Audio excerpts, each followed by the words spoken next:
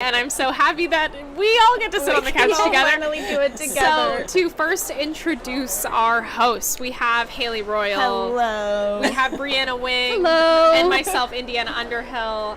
And Haley, who do we have here with us today? Today, we are so lucky to be seated with Dede Felman. Dede is the director of a short film called Take Good Care. Dede, will you give us a logline? Because I think if I read it, I'll cry. I don't think you'll cry. I hope you all cry. might. Although I did cry when we did our talk back. Yeah. The subject matter is heartbreaking. And I actually said it in a sci-fi world in a way to like get a little bit of distance. So I'll start by just saying, like, in a world where people over the age of 65 are expected to just quietly depart, which in that world is the euphemism for to die. Yes, yeah. So deemed no longer necessary. Very determined, ambitious scientist who wants to finish her last experiment needs her long neglected daughter to take good care of her. Mm-hmm. That's wonderful. Wow. That's fantastic. And I'm imagining it's sci-fi, so by take good care, there's a sacrifice that has to happen. Yes, exactly. Wow. And and this came from personal experience, taking care of my mom at the end of her life, but then also finding out that this was, and I don't know how old you guys are, so I don't know how close you are to this, but at this point it's kind of like you can be any age, and I feel like increasingly the women, and by the way, it's everybody, not just women, but especially women, are being put in this position where they're in the prime of their life. They're on it, they're ambitious, they're on track, and then something happens. Mm-hmm. And, maybe they have a difficult relationship with their parent, maybe they have the best relationship with their parent, but your life gets really interrupted because we want to take good care of each other. Right, yeah. But how do we do that? Wow. And, in a world in which there's not a lot of support for it. Wow. And so I noticed that we give our filmmakers intake forms so that we can kind of get the most out of these 10-minute interviews. And I noticed what you wrote down was that you have two actors that are seated the entire time. Yes. Is that correct? So how did that decision come about? Why was that decision made? And how did you work with that for your visual language? Well, that was like, honestly, that was... Okay, there were two joys of doing this. One is I had the most fabulous actors in the world. Amazing. Incredible. And the two leads were just amazing. Molly Hagan and Veronica Reyes Howe, who ironically can't be here because she's taking care of her dad. Oh my gosh. No. Right? She was supposed to fly in from New York. She was totally excited about all this. She was supposed to be sitting next to me on the couch. Do life imitate art? Or Yes. Well, we Exactly. miss you. We hope you're here in spirit, which I think. Well, she's you taking are, good so. care right Yes, now. exactly. Yeah. So she's taking good care of her family members. But and then the second thing was I really wanted to set up challenges for myself because I have done the wide over and I wanted to like really see what I could do with a very, very limited budget. So if anybody sees the short, I hope you take away that you can challenge yourself and you don't have to have $100,000 or $1 million or whatever it is. Great. So we did take the whole thing of like we wanted it to be sort of Waiting for Godot like, and these women for the procedure are completely stitched together.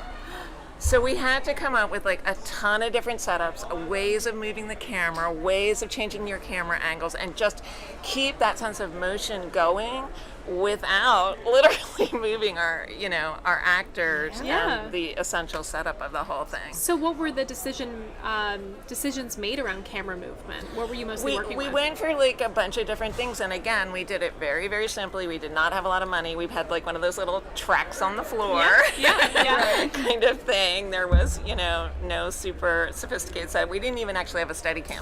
So Yeah. but we set things up so that there's circular movement on the tracks. There's push-ins.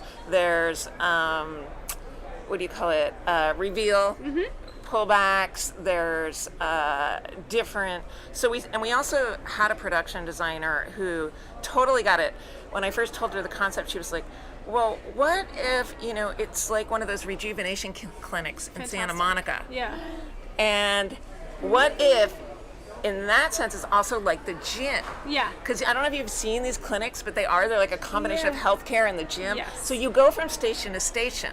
So that way you can like be changing the angles, changing the looks, changing the lighting, changing, your access to be able to move around. Because in one station we could do a full 360, and the other station we couldn't. Yeah, which is incredible because Brianna has a history before becoming an actor of working in the art department, and one of the things we do at Cinematography for actors is bridge the idea between talent and crew, and how do we tell the same story, get on the same page. And so I love that when I'm talking about visual language, and then suddenly you're like, well, let's talk production design as well. And I think that is one of the most important things, because coming from your experience in art department, you know how much they go together, and being on the same page. It's so exciting that excuse me, a production designer could be a part of the visual storytelling beyond just building the set, and then everybody else comes in. I mean, From the architecture and landscape of the shot list, the production designer in the art department is involved. Language. Yeah. No, she was like this amazing consultant for me too, because I was just like, I had I almost had too many ideas, to be quite honest, going into this. Like, well, we could do it this way, or can we should we black box it and just do lighting? Of course. And like I said, so then that was when I said, I'm just going to talk to the freaking production designer, see what they have to say, and she solved it. Yeah. Wow. Had you worked with your cinematographer or your production designer before? I had never worked with the production designers before, but my DP, yes. It's like, cool. So he and I go back to, I didn't go to film school. I took classes at UCLA Extension. Perfect. I love that. And my very first short at UCLA Extension, we had to do sort of a bigger short. And I found him, his reel just really spoke to me, and we worked together ever since. I love that. That is like the We best love part. finding our community, finding the people we love to work with, And continuing to develop that relationship. That's the whole reason we do this kind So of knowing that things. you've worked with your DP so much, when you yell cut or whisper cut, maybe you don't yell, but do you kind of have like a unspoken language with your DP? Or do you go straight to them and discuss? Do you go straight to your talent? What's kind of your first go-to after you say cut, or perhaps it changes, and why? Yeah, it changed. That's a really interesting question.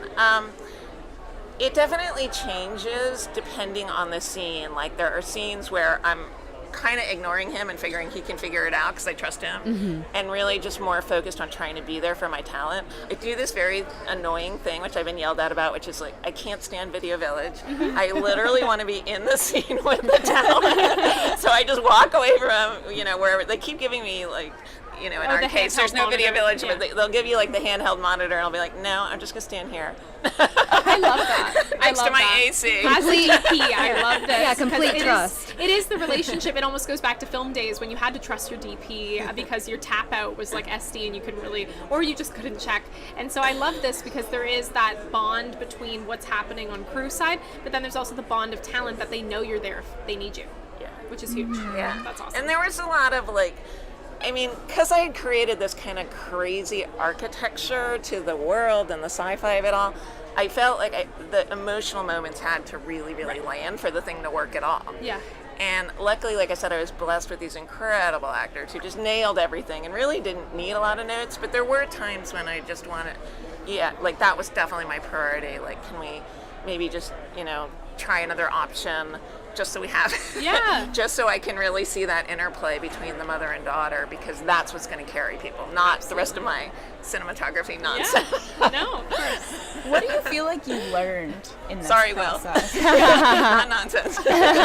What? Our last question, because we have to wrap it up, we just got a red flag, but I love learning what you feel like you learned from this process. What's something you're taking away with you? Oh my gosh. Well, like I said, everything. I learned everything in this process. One, definitely to work with talent who are on the same page and are literally like in there with you, contributing. My actors, it was such a joy to work with these actors. I could do a whole nother session on that. But then the other thing, like I said, is because I haven't had a lot of money to do things, because I've had to produce my own stuff and I'm so budget conscious, I let that get in my brain. I would just really want to tell everybody else, don't. Like, take the risks, figure it out. We had a stunt. It wasn't really a stunt. SAG, it wasn't a stunt. where I literally just went to a Facebook community and I said, how can I do this? I've got no budget. And people just gave me answers. Like, What a great go idea. to the Home Depot. Yeah, I know. Get this little apparatus. Correct. Yeah. That will shoot the water out if you put this kind of pressure on it. And it worked. Yeah. Even my actors were like, they saw the finished film yesterday and they were like, what the fuck, that actually works on screen. It never even occurred to me. I mean, you log onto your Facebook group or anybody, and you've got a whole crew.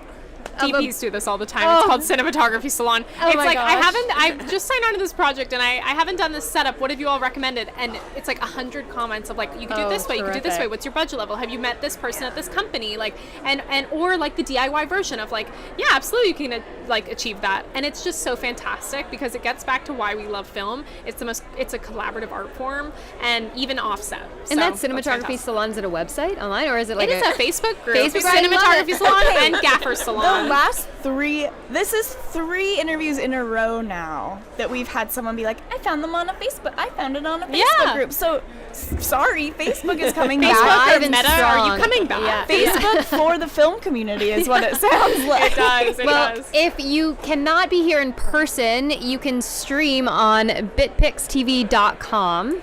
Yes, you screened yesterday. Yeah, we did screen So find it on BitPix. You know what we're telling you. Yes. Find it on BitPix. Thank you, Dede, so much for joining us, and we can't wait to watch the film ourselves. Such a pleasure. Yes. Thank you so Thank much you. for having So me. wonderful. Bye, everybody. Bye. This has been another episode of the Cinematography for Actors podcast. Follow us on wherever you listen to your podcast to keep up to date on new episode releases. We will be live through August 20th here at HollyShorts Film Fest. If you're here, drop in and say a little hello at the VIP lounge. We also want to thank our sponsors, Apogee, Film Tools, Roscoe, Lightstone Rentals, Canon, and First Mile Tech.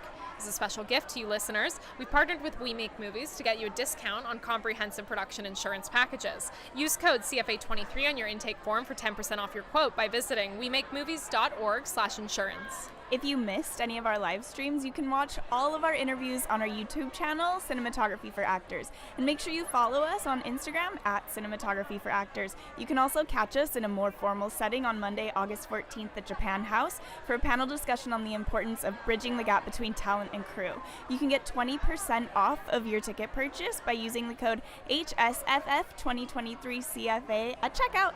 Thanks!